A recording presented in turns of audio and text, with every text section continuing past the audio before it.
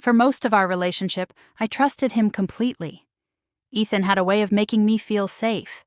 Like no matter how chaotic life became, I was still the center of his world. He remembered small things. The way I liked my coffee.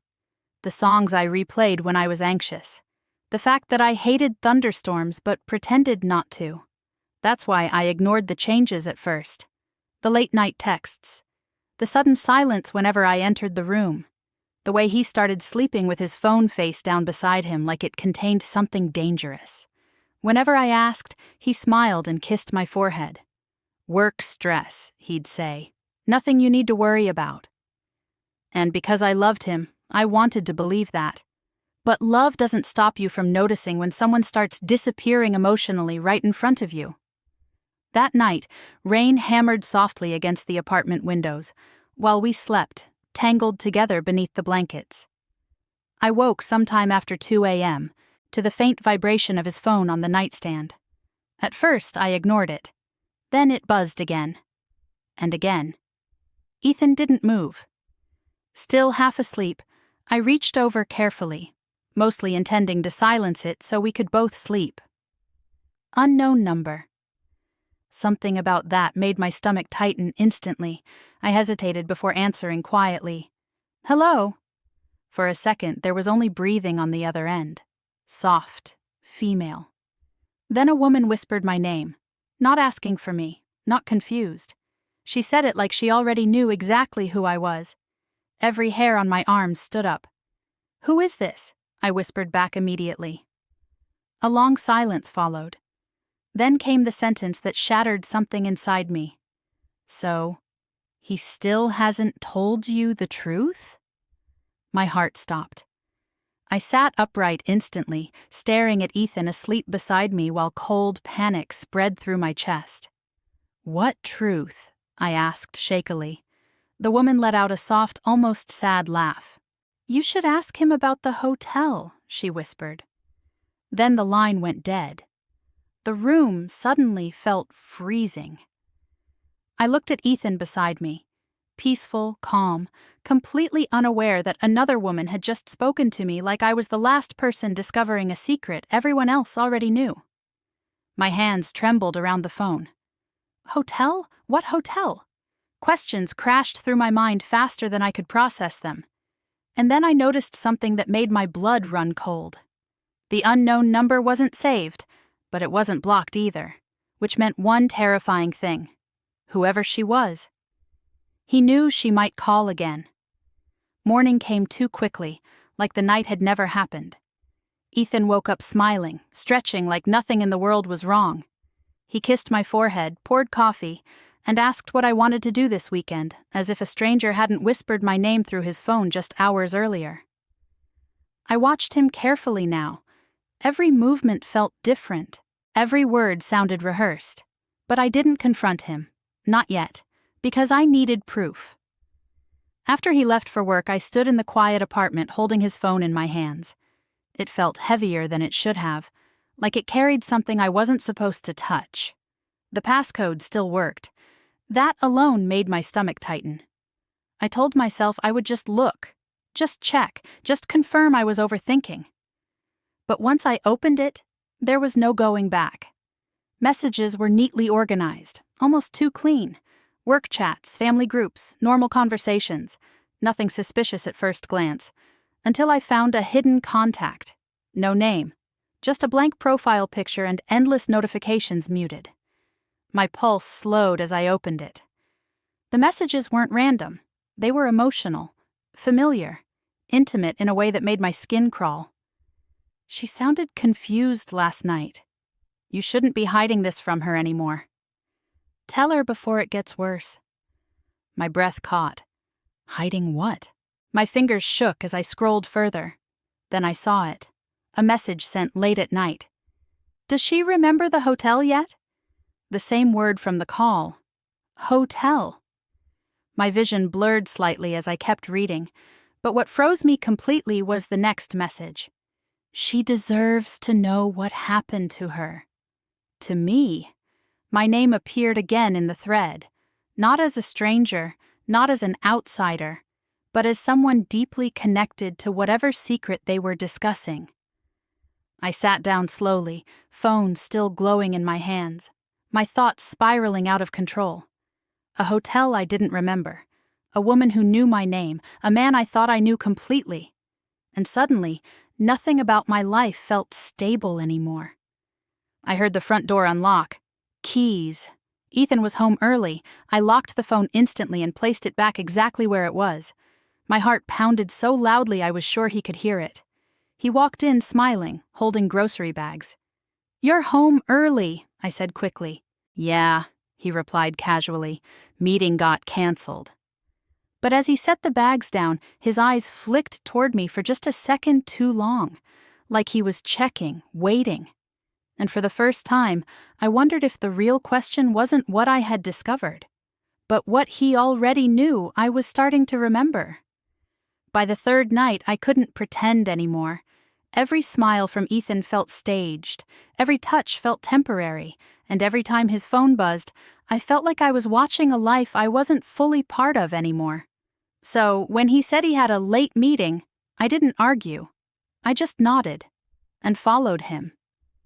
The city was quieter than usual, the streets wet from earlier rain, headlights stretching across the road like broken reflections of something I couldn't name. I stayed 2 cars behind him, careful not to lose sight. He didn't go to his office. He went to the hotel. My chest tightened the moment I saw him pull into the valet entrance. The same word from the messages, the same word from the call. Hotel. I parked across the street and watched him step out, adjusting his jacket like he had done this many times before. Not nervous, not confused, familiar, like this was routine. 15 minutes later, a woman arrived. Not the voice from the phone, a different woman, older, composed, but her expression changed the moment she saw him, like she had been waiting for him far longer than she admitted. I followed them inside carefully, keeping my distance. The lobby was dim, almost empty. They didn't go upstairs immediately. Instead, they stood near the lounge corner, close enough that I could hear fragments. "You can't keep doing this," she said sharply. "I don't have a choice," Ethan replied. My breath caught. "What about her?" she asked quietly. A pause. Then his voice lowered. "She doesn't remember yet." My entire body froze. Doesn't remember? Me? The woman looked away, tense. If she remembers what happened at that hotel 3 years ago, everything falls apart. 3 years. I stepped back instinctively, my mind spinning. What hotel? What happened to me? And why did it feel like the life I was living had started long before I ever met him? Then Ethan turned slightly, and for a split second his eyes scanned the lobby, almost like he knew someone was watching. I didn't wait for him to explain, not this time. When Ethan came home that night, I was already standing in the middle of the living room, his phone on the table between us like a weapon neither of us wanted to pick up first. He froze the moment he saw me. So he knew. That was the first thing I realized. He didn't ask what was wrong, he didn't pretend, he just knew. "You followed me," he said quietly. I laughed once, but it came out broken. "You lied to me for 3 years." Silence, heavy, crushing.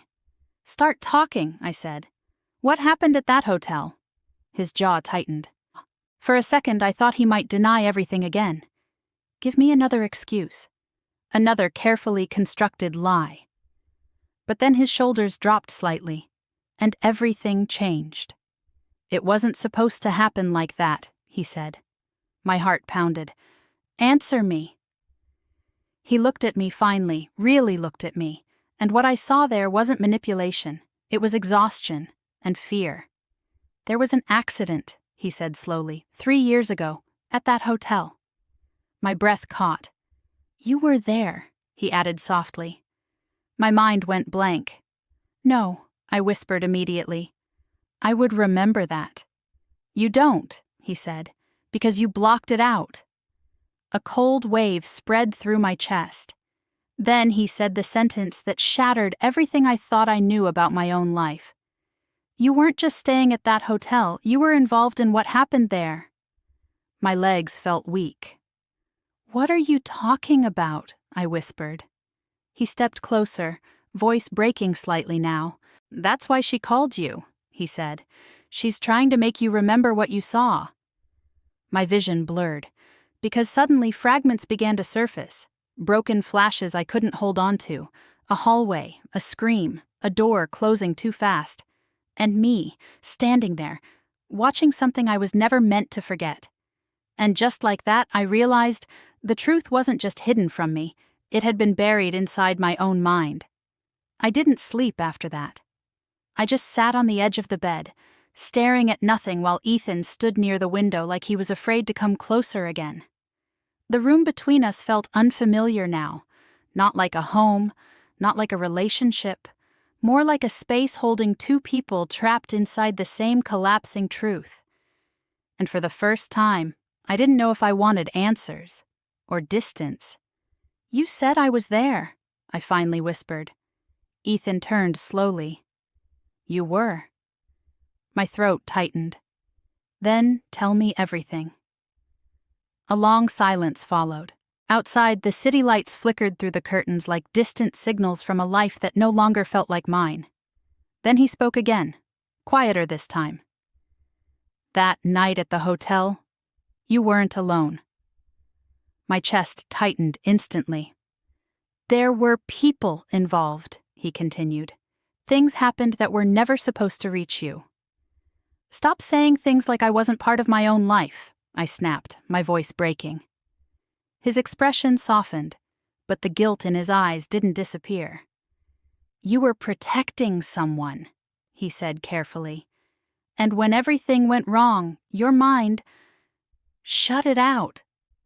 I shook my head, tears burning my eyes.